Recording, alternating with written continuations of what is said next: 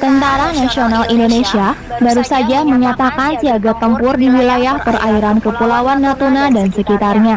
Sikap itu diambil tak lepas dari gelagat Cina yang mengklaim berdaulat di perairan tersebut sehingga kapal-kapalnya bebas berlayar. Terlepas dari segala sentimen yang ada, memang harus diakui kalau militer Tiongkok hari ini benar-benar mendewa. Dulu mereka dibikin seperti bocah oleh Jepang, namun beberapa waktu kemudian Tiongkok bangkit dan perlahan menjadi seperti yang sekarang. Saat ini mereka berada di posisi 3 dunia dan kemungkinan masih bisa meringsek naik mengalahkan Amerika Serikat dan Rusia. Tidak bermaksud mengecilkan negara sendiri, tapi memang seperti inilah faktanya. Secara detail, Indonesia memang kalah telak dalam setiap aspek. Tidak hanya jumlah tentara, tapi juga yang lainnya. Untuk lebih jauh soal perbandingan ini, berikut adalah beberapa fakta perbandingan militer Indonesia dan Cina. Tapi sebelum ke topik utama, jangan lupa untuk subscribe, like, dan aktifkan notifikasinya agar kalian tidak ketinggalan video menarik lainnya dari channel 7 Detik.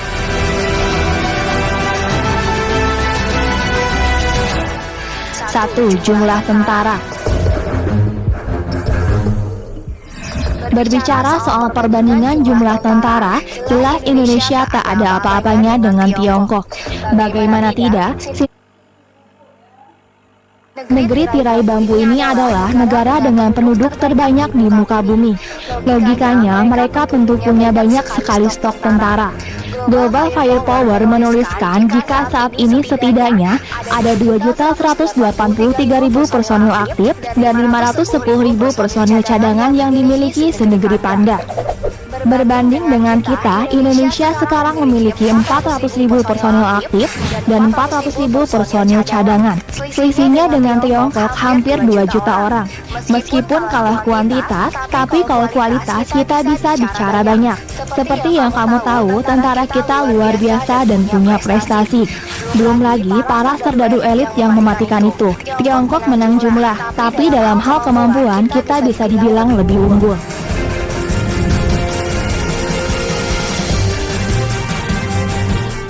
2. Alutsista darat. Tak hanya unggul jumlah tentara, Tiongkok juga mendominasi kita lewat alutsista darat yang mereka miliki. Misalnya tank. Coba tebak berapa banyak yang mereka punya hari ini? Jawabannya adalah 13.050 unit. Jumlah ini begitu besar bagi Indonesia yang hanya punya 315 tank saja. Kendaraan tempur pun demikian. Tiongkok hari ini memiliki sekitar 40.000 rampur untuk kendaraan perang mereka ini. Katanya diketahui kualitasnya sama seperti Humvee-nya Amerika yang legendaris dan tahan banting itu. Untuk kendaraan tempur, Indonesia hanya memiliki 1.300 buah saja.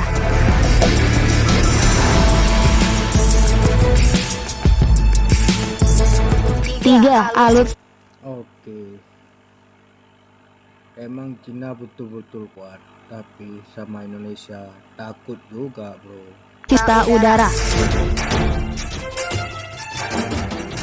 Indonesia sepertinya lagi-lagi harus mengakui kehebatan Tiongkok. Kali ini untuk urusan kekuatan udara, Global Firepower menuliskan kalau armada tempur udara Tiongkok sangat jumawa. Berbicara jumlah kita bakal dibikin geleng-geleng karena saking banyaknya. Misalnya pesawat tempur, hari ini mereka memiliki sekitar 1.222 unit, sedangkan Indonesia hanya punya 41 buah saja. Untuk helikopter tempur pun demikian, kita hanya punya 8, sedangkan mereka 192 unit. Untuk ranah udara, Tiongkok ini memang sinting. Ditambah lagi, senegeri Panda ini juga bikin sendiri alutsista udaranya.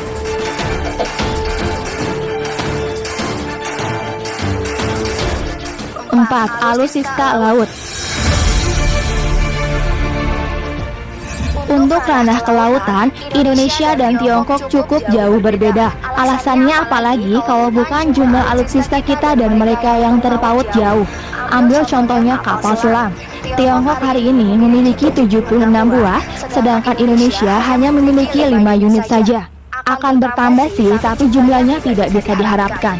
Pun begitu dengan kapal-kapal tempur lainnya macam frigate, destroyer, dan korvet, Tiongkok unggul cukup jauh. Dan tak hanya itu saja, mereka juga punya satu unit kapal induk yang masih gagah dan beroperasi aktif. Meskipun mereka begitu jumawa di lautan, tapi dalam praktiknya kita pernah membuat mereka gentar.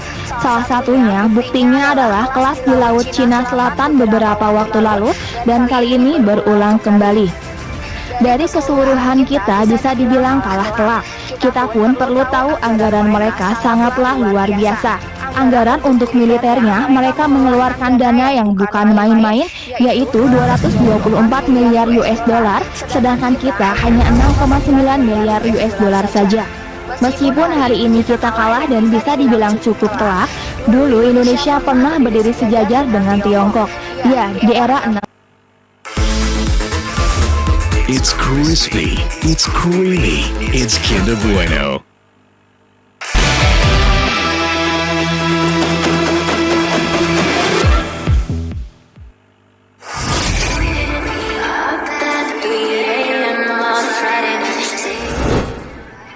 Tak seperti namanya, beberapa pasukan elit di dunia justru memiliki kostum dan tampilan yang menyeramkan. Tampilan ini seperti topeng dan penutup kepala yang menyeramkan.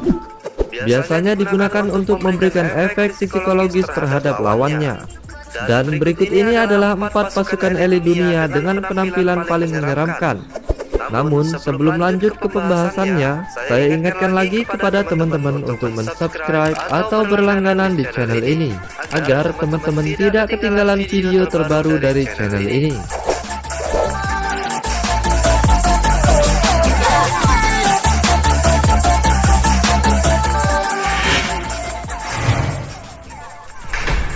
ROC Taiwan.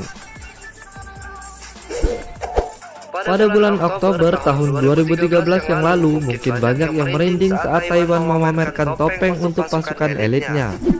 Bukan sembarang topeng. Topeng yang dipamerkan sebagai tribut gear untuk pasukan elitnya itu terbuat dari bahan Kevlar balistik. Bahan itu merupakan bahan yang sama dengan bahan rompi anti peluru yang kuat digunakan dalam pertempuran jarak dekat. Walau bentuknya simpel dengan warna hitam doff, topeng pasukan ini tetap terlihat menyeramkan. Topeng Kevlar balistik ROC memiliki panjang 11,2 inci, lebar 7,2 inci, dan berat 2,5 pon. Dengan atribut dari ujung kaki sampai ujung kepala serba hitam, banyak yang menjuluki ROC Taiwan ini sebagai pasukan dari neraka. Terkait kemampuannya tak perlu lagi diragukan. Pasukan elit Taiwan ini tak kalah serem dengan perawakannya.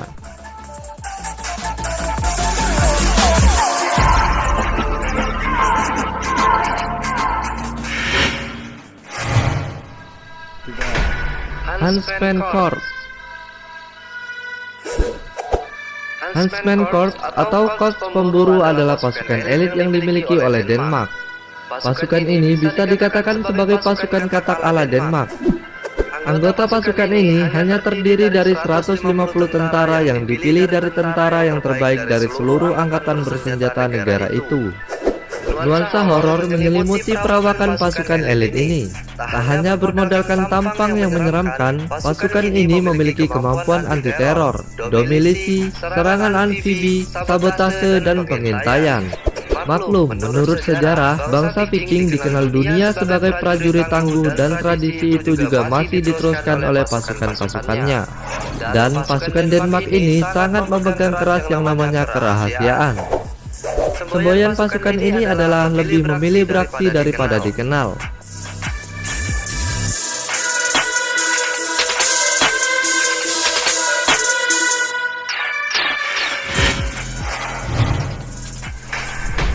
Kopaska TNI Angkatan Laut.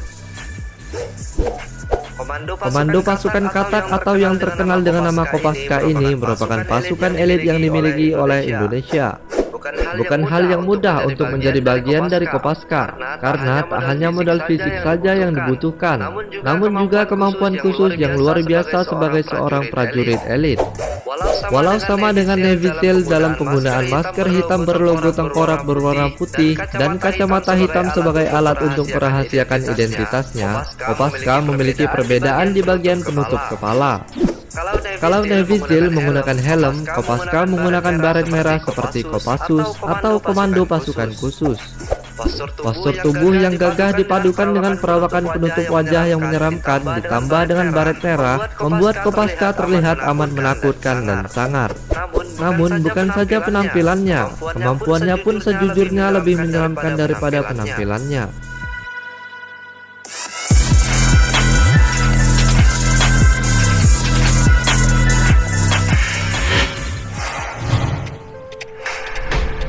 Navy SEAL.